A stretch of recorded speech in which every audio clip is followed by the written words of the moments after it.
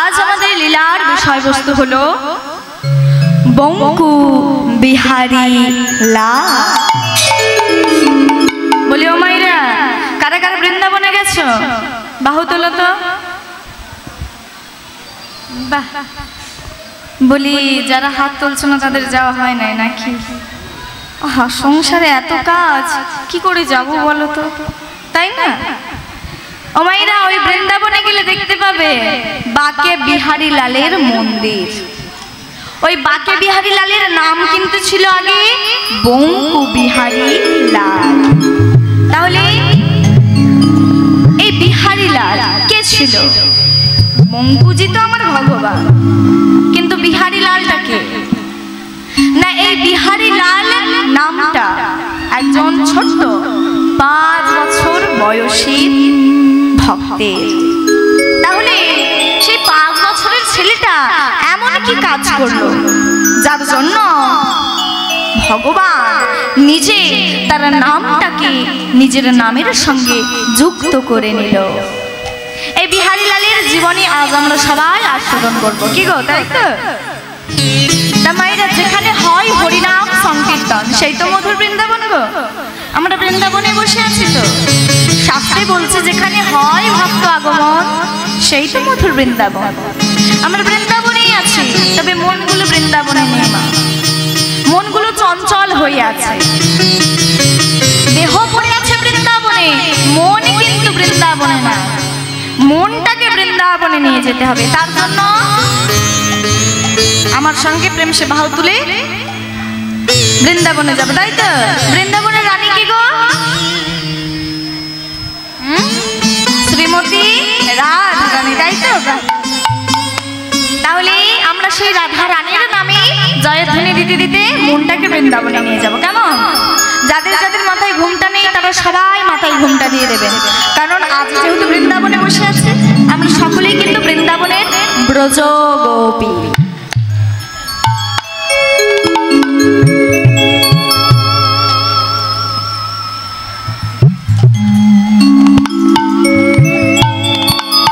সবাই ঘুমটা দিয়েছো? সবাই দেবে, কেমন?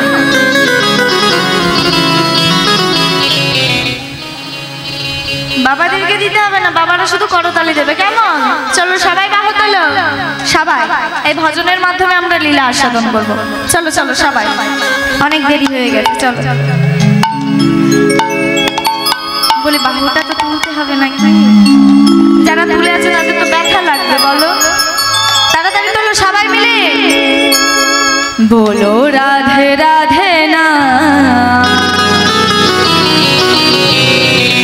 চলো বৃন্দাবন ধাম। করে করো, তালি দিয়ে করবো, কেমন? চলো সবাই।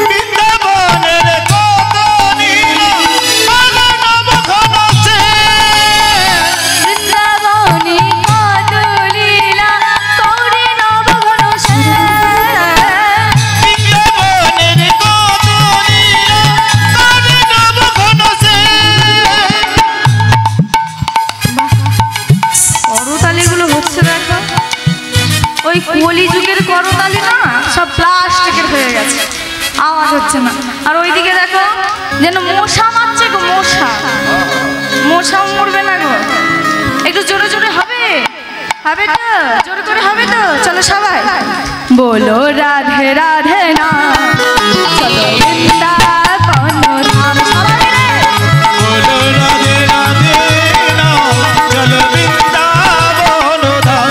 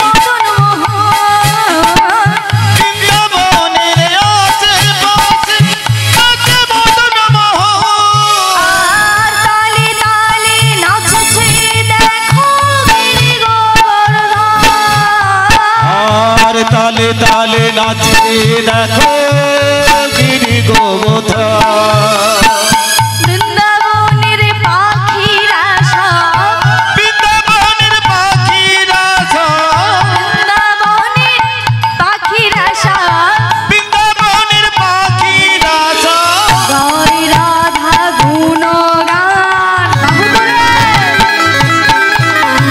বলো রাধে রাধে না, চলো বৃন্দাবন ধাম, বলো রাধে রাধে না, চলো বৃন্দাবন ধাম। বলো রাধে রাধে না, বলো রাধে রাধে না, চলো বৃন্দাবন ধাম, চলো বৃন্দাবন ধাম, চলো বৃন্দাবন ধাম।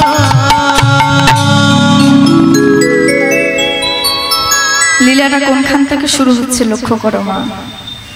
এই বিহারীলাল যে জেলায় থাকতো, জেলার নাম হলো বর্ধমান, আর গ্রামের নাম হলো কাটুয়া কাঞ্চননগর। বিহারীলালের বাবার নাম হলো দ্বিজ ঘোষ। ঘোষ মানে কি গো? ঘোষ মানে গোয়ালা। তাহলে বিহারীলালের বাবার নাম কি বললাম? দ্বিজ ঘোষ। আর মায়ের নাম হলো মায়াবতী। এই যে কথাটা বলছি, এখনো কিন্তু বিহারীলালের জন্ম হয়নি, জন্মের আগে কার কথা? এই দ্বিজ ঘোষ ও মায়াবতী দুই স্বামী স্ত্রীতে থাকতো।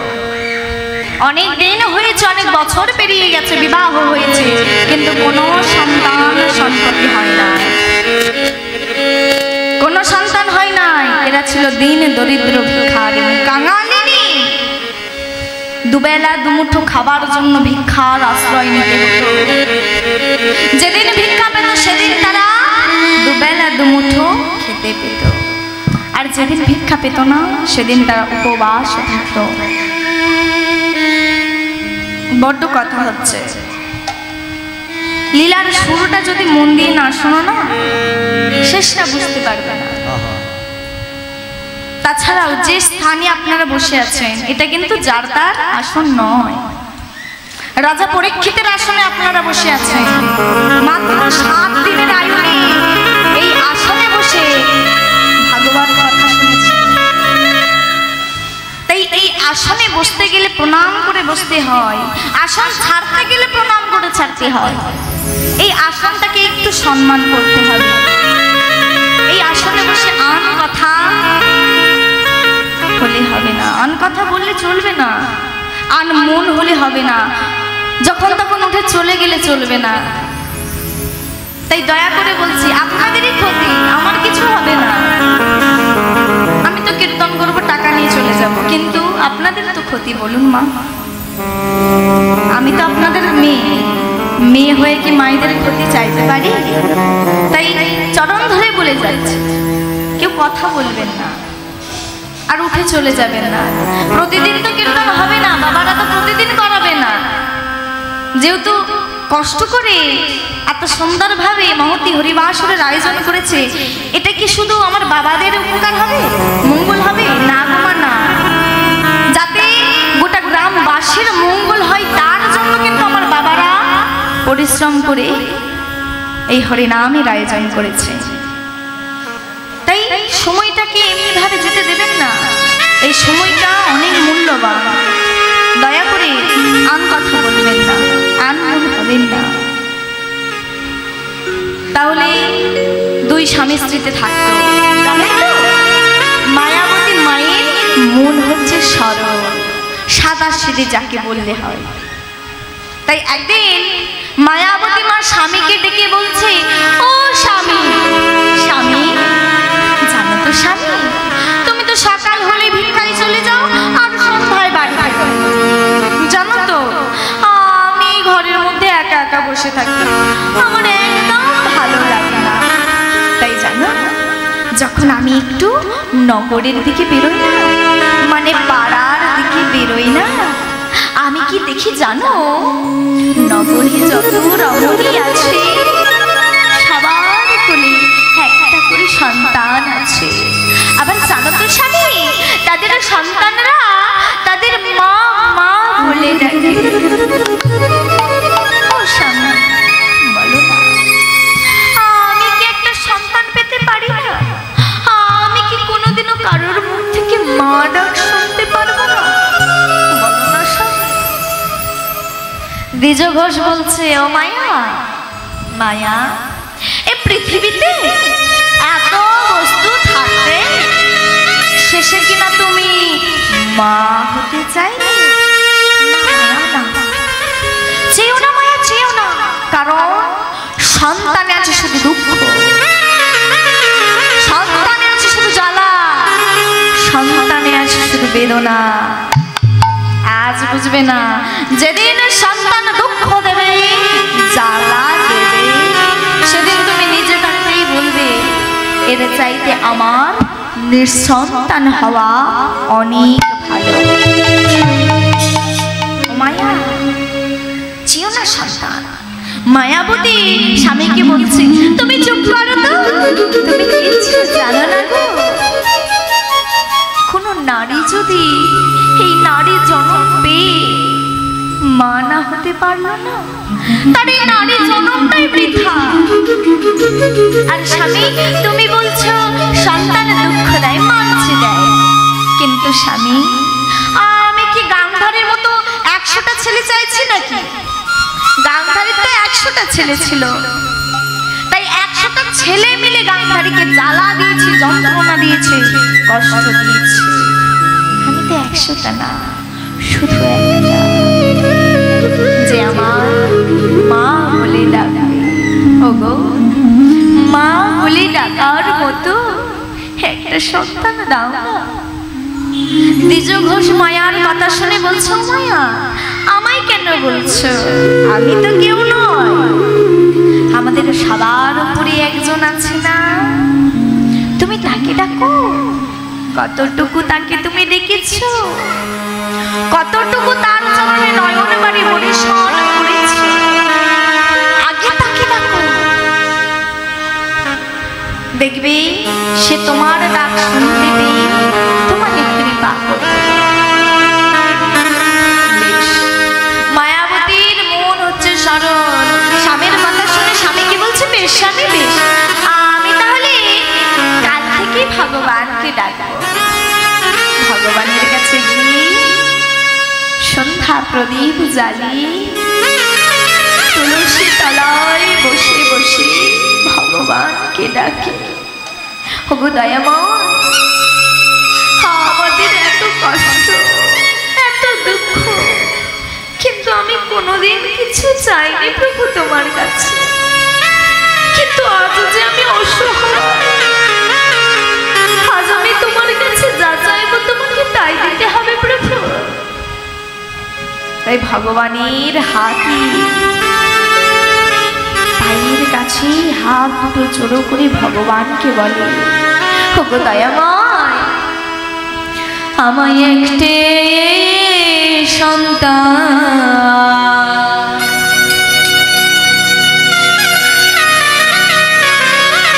আমায় দাও গো প্রভু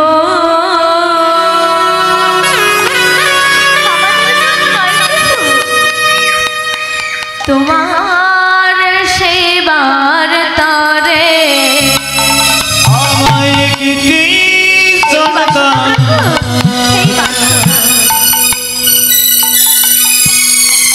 দাও গো প্রভু তোমার সেবা তরে সন্তান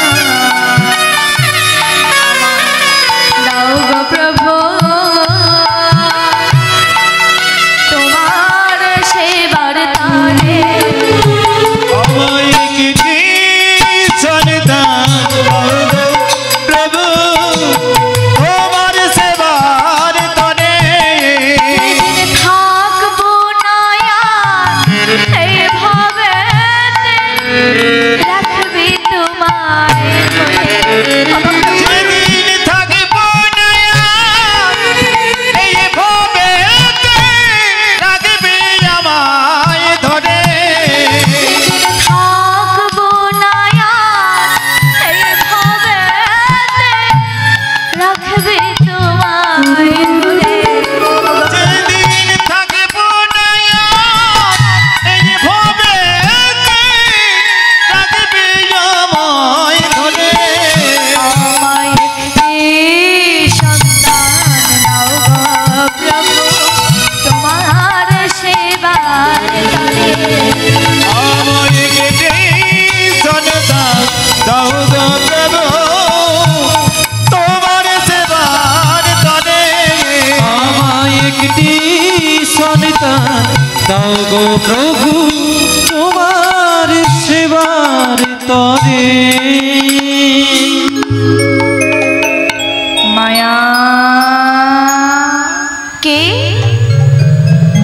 কে আমায় ডাকছো কেন মায়া এতদিন ধরে তুমি যাকে ডাকছিলে আমি তো সে বলো মায়া তুমি আমায় কেন ডাকছো প্রভু তুমি আমার কাছে এসেছো প্রভু আমাকে কৃপা করবে বলে আমার কাছে এসেছো হ্যাঁ মায়া বলো তুমি আমার কাছ থেকে কি চাও ওগো প্রভু আমাদের জন্য নয় শুধু তোমার জন্য তোমার সেবা দেওয়ার জন্য তুমি আমাদের একটা কৃষ্ণ ভক্ত সন্তান তুমি দাও সন্তান চাও ভালো কথা তো। পাবে মায়া পাবে তবে তার আগে তোমায় একটা পরীক্ষা দিতে হবে পরীক্ষা কেন প্রভু এই জগতে কি আমি একা নারী যে মা হতে চাই কেন প্রভু এই জগতে তো সব নারী মা হয়েছে কিন্তু কাউকে তো পরীক্ষা দিতে হয় না আর আমি মা হব বলে আমাকে পরীক্ষা দিতে হবে কেন প্রভু কেন ও মায়েরা দেখো ভগবান আজ কি বলছে ওগো মায়া এ জগতে সবাই মা হয়েছে কিন্তু তোমার মতো কেউ বলে নাই যে আমাদের একটা কৃষ্ণ ভক্ত সন্তান গো, আমরা কেউ বলি সবাই তো সন্তান কামনা করি ভগবানের কাছে করি না কিন্তু আমরা কেউ বলি যে আমাদের একটা কৃষ্ণ ভক্ত সন্তান দাও কেউ বলি না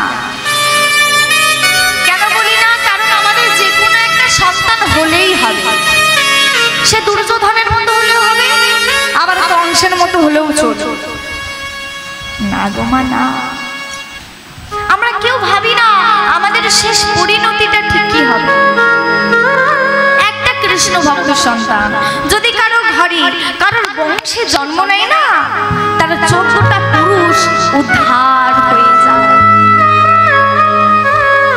তাই মাইরা ভগবান আজ বলছে ও মায়া তোমার মতো কেউ বলে নাই যে আমাদের একটা কৃষ্ণ ভক্ত সন্তান দাও তাই কাউকে পরীক্ষা দিতে হয় না কিন্তু তুমি বলেছো তুমি আমার জন্য আমার সেবার জন্য সন্তান চাইছো। কি গো, আগে আমায় জানতে হবে না তুমি আমায় কত ভালোবাসো? আগে তো আমায় যাচাই করতে হবে মাটি খাঁটি কিনা। মাটি আগে আমায় যাচাই করতে হবে না? কি গো বাবা, মাটি যদি খাঁটি হয় তবে তো ভালো ফসল হবে, তাই না? মাটি যদি খারাপ হয় কি গো, ভালো ফসল হবে? হবে না। তাহলে মাটিকে আগে খাঁটি হতে হবে মায়েরা। তাই মায়াবতীকে বলছে আগে তো আমায় যাচাই করতে হবে তুমি আমায় কত ভালোবাসো, তবে তো আমি তোমায় সন্তান দেব কৃষ্ণ ভক্ত। বেশ প্রভু বেশ, বলো কি পরীক্ষা, যে পরীক্ষা দিলে আমি সন্তানের জননী হতে পারবো? ও মায়া, তোমার কপালের ভবিতব্য, তুমি কোনোদিন একসঙ্গে দুটো সুখ পাবে না। ও প্রভু, আমি তো তোমার কাছে একটা সন্তান চাইছি, মাত্র একটা জিনিস, তাহলে এখানে দুটো জিনিস আমার কোথা থেকে আসছে? ও মায়া, মায়া গো, তুমি কোনোদিন একসঙ্গে স্বামী এবং সন্তান দুজনকে একসঙ্গে পাবে না। যদি তুমি বলো তুমি স্বামী পেতে চাও তো তুমি কোনোদিন মা হতে পারবে না, আর যদি তুমি বলো তুমি মা হতে চাও তো তোমার সন্তান সম্ভবার খবর যেই দিন যেই মুহূর্তে তোমার স্বামী জানতে পারবে না, সেই দিন সেই মুহূর্তে তোমার স্বামীর মৃত্যু হয়ে যাবে।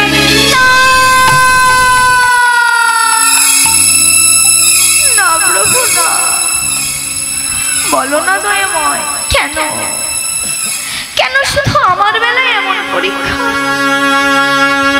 আমি তো কোনোদিন কিছু চাইনি প্রভু, আমাদের এত দুঃখ এত কষ্ট, তবু আমি তোমার কাছ থেকে কিচ্ছু চাইনি, কিন্তু আজ আমি মা হতে চাই বলে আমার স্বামীকে আমাকে হারাতে হবে। কেন প্রভু, কেন? কি অপরাধ করেছি বলো প্রভু? দেখো মায়া, আমি তোমাকে কিন্তু এখনো সন্তান দিই নাই, তুমি ভাবো, অনেক সময় আছে, তুমি ভেবে আমায় বলো। দেখুন মা, মেয়েটা কোন জায়গায় দাঁড়িয়ে আছে,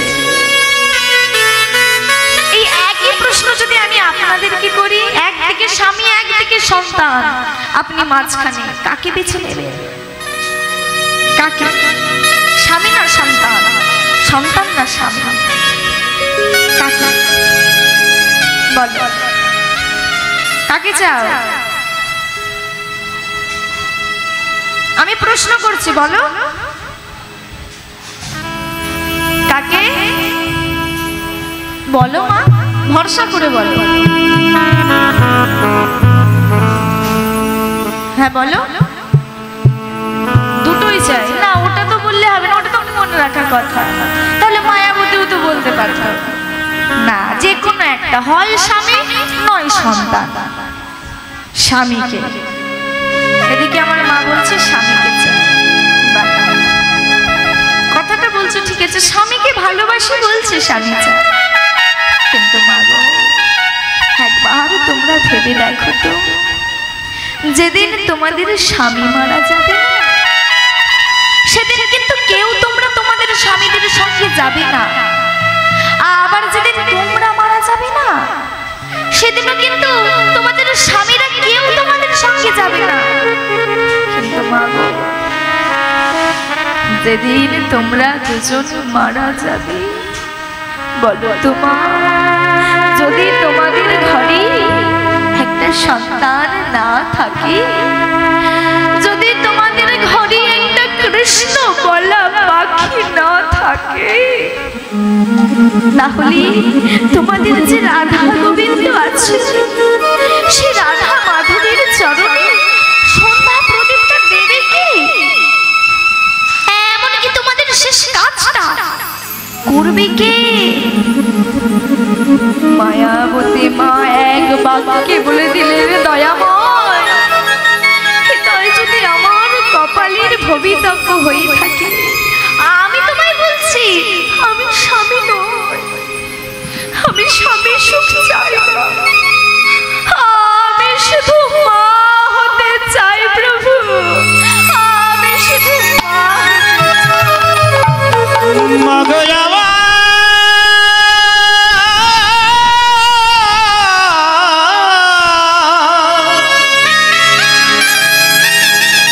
আমি সেদে তোমার মা হতে চাই।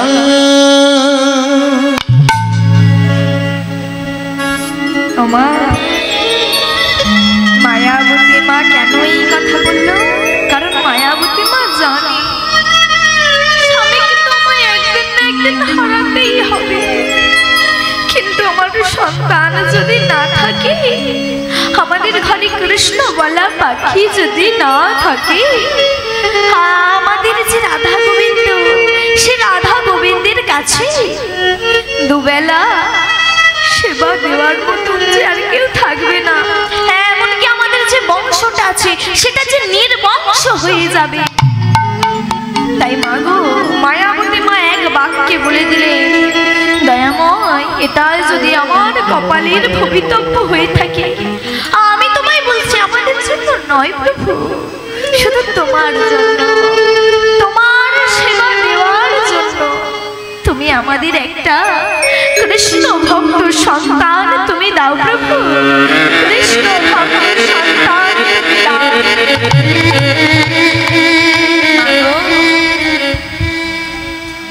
ভাবিতে পাগল হতে হবে গো মা। কীর্তন শুনতে বসেছি, কীর্তন শুনতে যেহেতু বসেছি, ভাবে পাগল হতে হবে। শুধু শুনলে হবে না মা, কীর্তনের মধ্যে ডুব দিতে হবে। ভাবের পাগল কে ছিল বলো তো মা? মহাভারতে এক ছেলে ছিল, নাম ছিল তার বিদুর। জানেন মা, এই বিদুর আর তার স্ত্রীর নাম ছিল দেবী পরাশরী। জানেন তো মা, এরা দুজনে মাধু করি করি যা ভিক্ষা পেত, তাদের গোপালকে সেবা দিয়ে তারা আহার করত, তারা দুজনে সেবা করত। জানেন তো, আমাদের ভগবান এমনই, দেখবেন যে প্রকৃত ভক্ত তাকে বারবার আঘাত করে, পরীক্ষা করে। দেখবেন সোনাকে যত আগুনে পোড়াবে তত কি নষ্ট হয়ে যায়? কি হয়? চকচক করে, তাই তো? ঠিক ভগবানও আমার না, যে প্রকৃত ভক্ত হয় তাকে শুধু দুঃখ দেয়, বারবার দুঃখ দিয়ে দিয়ে দেখে ভক্ত আমার মতো হতে পেরেছে কিনা, আমার মনের মতো হতে পেরেছে কিনা। তাই আজ ভক্ত বিদুর এবং বিদুরের স্ত্রী মা পরাশরী দেবীকে পরীক্ষা করার জন্য ভগবান শ্রী নারায়ণ আজ একটি ছোট্ট গোপালের রূপ ধারণ করে ওই বিদুরের ঘরে মধ্যাহ্নকালে গিয়ে হাজির হলো। ও মাইরা, বিদুরের ঘরে গিয়ে মাকে ডাক দিচ্ছে, ও মা, মা গো, বাড়িতে কেউ আছো নাকি? আমার যে বড় ক্ষুধা লেগেছে, কিছু খেতে দাও না মা, বড় যে খিদে পেয়েছে। আর এদিকে ভক্ত বিদুর স্নানে গেছে, আর মা পরাশরী দেবী আমার ঘরে একা আছে। ছোট্ট বাচ্চার গলার শব্দ শুনে মা তাড়াতাড়ি করে বাইরে বেরিয়ে এসে দেখছে কে এসেছে, না একটা ছোট্ট বাচ্চা ছেলে এসেছে। মা যেই ছেলেটার বদন দেখেছে না, বদনটা যত দেখছে তত লালসায় পড়ে যাচ্ছে। ও মা গো, পড়বে না লালসায়? ও মায়েরা, ধরুন আপনারা কাঁসা পিতলের দোকানে গেছেন, আর একটা এত বড় সুন্দর দেখে একটা গোপালের মূর্তি দেখতে পেয়েছি। কি গো, তোমাদের মনে লালসা জাগবে না? আমি যদি এই গোপালটাকে আমার বাড়িতে নিয়ে যেতে পারতাম, 3 বেলা ধরে সেবা দিতাম। আহা, গোপালটাকে যদি নিয়ে যেতে পারতাম না, কি ভালো হতো। কি গো, মনে লালসা জাগবে তো? আর একবার ভেবে দেখো তো মা, স্বয়ং ভগবান আজ পরাশরীর কাছে এসে পরাশরীকে ধরা দিয়েছে। আচ্ছা মা পাগল হবে না গো? স্বয়ং ভগবানকে যে চোখের সামনে দেখতে পাচ্ছে, যত দেখছে তত অবাক হয়ে যাচ্ছে মা। ও মাইরা, আচ্ছা গোপাল মা পরাশরীকে বলছে, ও মা আমাকে যে বড় খিদে লেগেছে, একটু খেতে দাও না মা। মা তখন বলছে, গোপাল তুই কাদের ঘরের ছেলে রে বাবা? এত সুন্দর তুই কাদের ঘরের ছেলে? ও মা তুমি আগে আমাকে কিছু খেতে দাও না, আমার যে বড় ক্ষুধা লেগেছে। ওরে বাবা, আমরা এই যে দুবেলা দুমুঠো খাবার জন্য ভিক্ষা করি, তোকে কি খাওয়াবো বাবা? মায়ের মনে পড়ে গেল, হ্যাঁ গতকাল স্বামী বাগান থেকে এক কাঁদি কলা বের এনেছিল, ওই কলাগুলো দাঁড়া বাবা, তুই দাঁড়া, বস এখানে বস, হ্যাঁ আমি তোকে খেতে দিচ্ছি। এই বলে এক কাঁদি কলা নিয়ে এসে গোপালের সামনে বসেছে। বস বাবা বস, আয় না বাবা আমার কাছে আয়।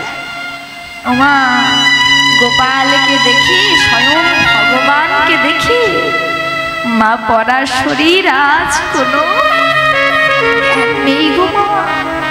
কলার ফেনা থেকে কলাটা ছাড়িয়ে, কলাটা সুন্দর করে ছাড়িয়েছে। আর জানেন তো, ভাবির বসে ওই কলার শ্বাসটাকে নিয়ে বাইরে দূর করে ফেলে দিয়েছে, সেই কলার খোসাটাকে নিয়েছে হাতে। আর ভাবির বসে গোপালের বদনে দিয়ে বলছে, খা না বাবা, খা গোপাল, খা। আর ভগবান আমার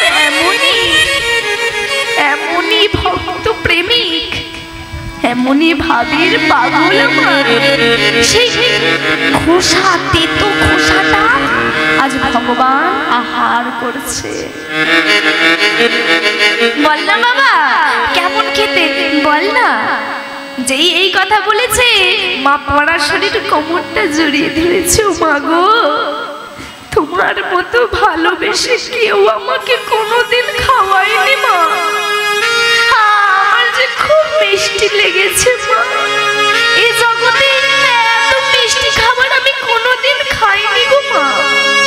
আজ দেখুন ওই খোসাটা তেতো, কিন্তু তবু ভগবানের কাছে মিষ্টি লেগেছে। কেন? কারণ তার ভক্তটাকে অন্তর দিয়ে ভালোবেসে সেই তেতো খোসাটাকে খাইয়েছে। আমার ভগবানের কি নেই? রাজ অট্টালিকা, রাজ সিংহাসনে বসে থাকে, ভগবানের কিসের অভাব? 3 বেলা রাজ ভোগ গ্রহণ করে, কিন্তু ভগবান রাজ ভোগ চায় না। ভগবান একটা জিনিসের ভিখারি গো মা।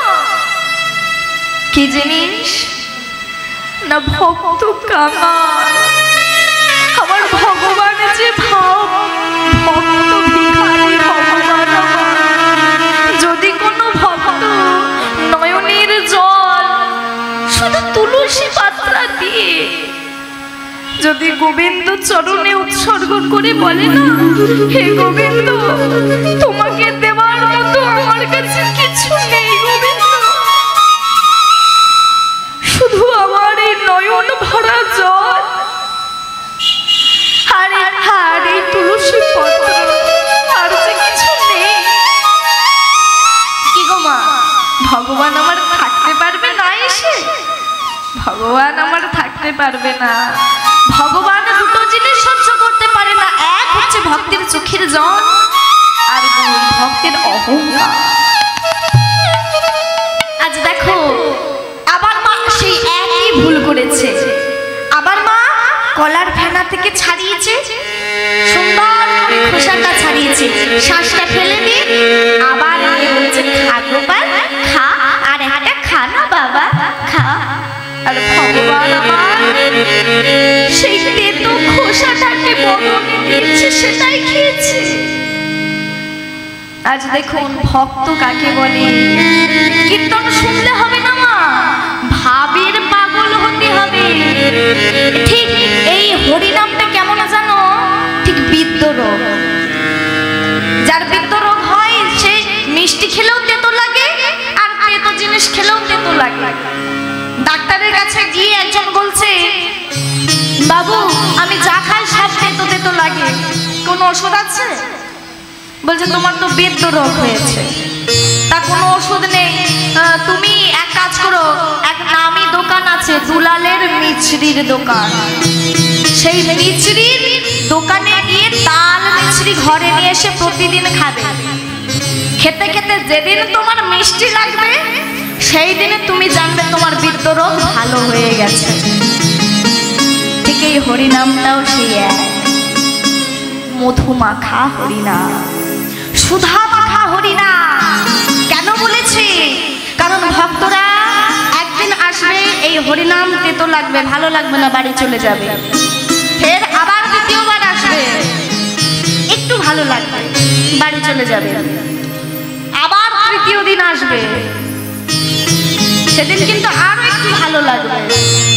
ভালো লাগতে লাগতে যেদিন দেখবে এই হরিবাসরে বসে আর উঠতে পারছো না, সেদিন তুমি জানবে তোমার বিদ্যরোগ ভালো হয়ে গেছে, তুমি হরিনামের পাগল ভক্ত হয়ে গেছো, কৃষ্ণ প্রেমিক ভক্ত হয়ে গেছো তোমার।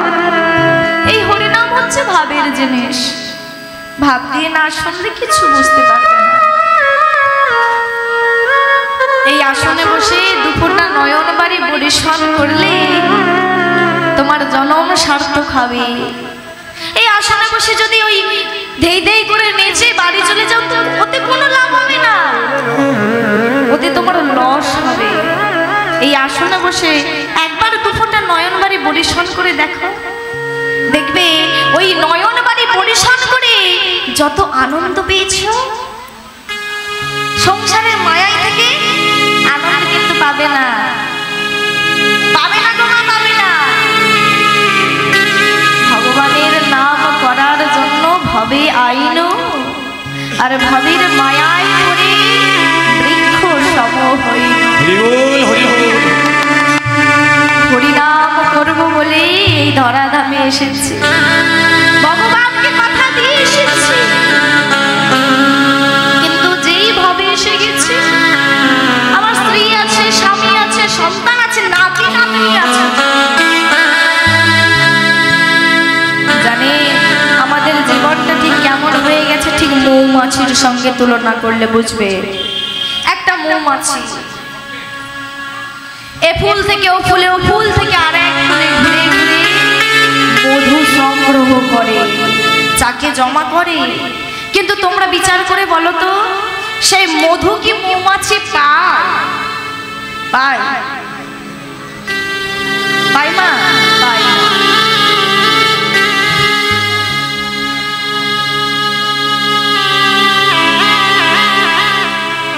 তা মাইরা, এই যে হরিবাসর করেছে আমার বাবারা, অক্লান্ত পরিশ্রম করে করেছে, এই হরিবাসরটিকে আবার এত সুন্দরভাবে পরিচালনা করার জন্য আমার বাবাদের, আমার মায়েদের বাবাদের সাহায্যের প্রয়োজন। তাই আমার বাবারা যেন এর চাইতে আরো সুন্দর করে মহতি হরিবাসর আয়োজন করতে পারে, তার জন্য আমার বাবারা ভিক্ষার ঝুলি নিয়ে আপনাদের কাছে যাচ্ছে। যে যেমন পারবেন সে তেমনই কিন্তু দান করবে। তবে মাইরা সাবধান করে দিচ্ছে, ওই ছোট 1 টাকা যেন দেবেন। ক্ষমা করে দাও মা, আমি তো মজা করছিলাম। যে যেমন পারবেন সে তেমনই দেবেন। আমার বাবারা যাচ্ছে ভিক্ষার ঝুলি নিয়ে, কিন্তু কেউ কথা বলবেন না, কেউ কথা বলবেন না। আমার বাবারা যাবে, চুপচাপ দিয়ে দেবেন, যে যেমন পারবেন। চলো, ঠিক আমাদের জীবনটা এই মৌমাছির মতন হয়ে গেছে। নিজের জন্য কিছু করি না, অন্যের জন্য করি। মধু সংগ্রহ করে জমা করে ওই মৌমাছিরা, আর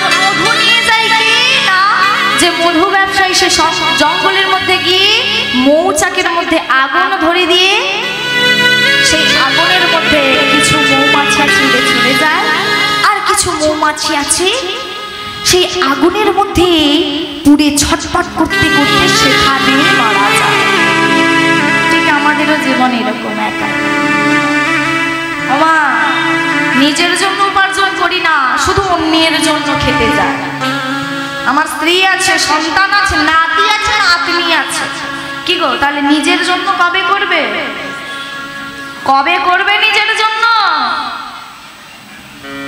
সারা জীবন তো অন্যের জন্য চলে গেল। যখন আর কিছু করতে পারবে না তখন নিতাই হাগৌর এবার আমাকে নিয়ে নাও, আর যে আমি পারছি না, ভবতরি আমাকে পারবো না। সেই দিন কিন্তু নিতাই চাঁদ পার করবে না, আগে বলবে করি দাও। করি কই? করি দাও। কি করেছো ভাবে গিয়ে? আমরা কিন্তু কথা দিয়েছিলাম ভাবে পাঠাও, তোমার নাম করবো। তাহলে করি স্বরূপ কি? মায়েরা যে যেমন পারবেন সবাই দান করুন। ও মায়েরা যখনই বলবে করি দাও, করিটা কি? কোনো টাকা পয়সা নয়, কর্ম। কর্ম তোমাকে করতে হবে। ঠিক কর্ম না করতে পারলে কি লাভ? সারা জীবন অন্যের জন্য করে গেলাম। ঠিক খেজুর গাছ জানে ওমা, আমাদের জীবনটা খেজুর গাছের মতো। যতদিন খেজুর গাছের রস আছে ততদিন কিন্তু আমরা খেজুর গাছকে গিয়ে চেঁচে রস নিতে। কিন্তু হ্যাঁ গো, যখন খেজুর গাছ আর রস দিতে পারে না, তাকে কেউ যত্ন করে? ধূপ ধুনো দিয়ে পুজো করে? করে মা? করে না। কি করে না, তাকে কেটে জ্বালানি হিসেবে ব্যবহার করে। ঠিক সেই রকম আমাদের জীবন। যতদিন তোমার অর্থ আছে, বিষয় আছে, জায়গা আছে, সম্পত্তি আছে, ততদিনই তুমি তাদের কাছে ভালো। যখন তোমার ধন সম্পত্তি শেষ হয়ে যাবে, তোমরাও সেই ওই সূক্ষ্ম খেজুর গাছের মতন হয়ে যাবে, সমান হয়ে যাবে। জানেন তো মা, একদিন এই ছেলে, বড় ছেলে লাঠি মারবে, একদিন মেজ ছেলে লাঠি, একদিন ছোট ছেলে লাঠি খেতে খেতে যখন আর পারছি না, তখন নিতাই চাঁদকে গিয়ে বলবো, ও নিতাই চাঁদ একটু পার করে দাও না। পার করবে?